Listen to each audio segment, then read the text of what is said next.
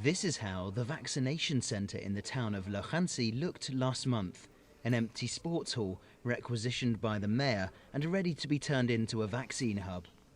The injection booths and consultation areas have since been set up, but there's still nobody here.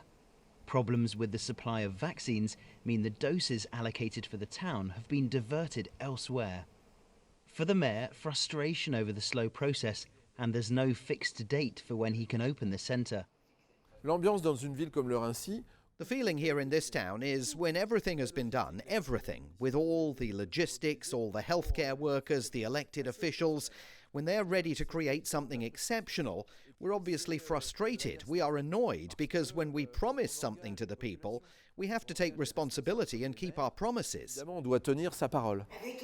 Josiane was due to get the shot this week, but instead, she's now back on a waiting list. I'm really disappointed that the vaccination centre is closed. I made an appointment to go a long time ago, calling City Hall, and I know the mayor has done his best to get the vaccines. I really needed to get vaccinated, so I'm anxious, having to wait without knowing when I can get the jab. As the vaccination programme has hit a roadblock, so too has this electric car.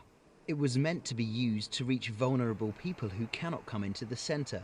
Now it's parked and out of use. There are 15,000 people in the town of Logistical, and 2,500 of them are over the age of 75 and are eligible now for a vaccine which has still not arrived. The government paints an optimistic picture with new vaccines coming on stream soon, but the reality is interrupted supply chains, debilitating logistics and vaccination centres which are ready but not able to be used. The Prime Minister says the first injections of the AstraZeneca vaccine will take place from the 6th of February, and all care home residents in France will have received their first vaccinations by this weekend.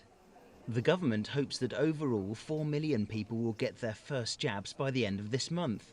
But in the eastern Paris suburbs, that message of positivity is clouded by a picture of delay and disruption.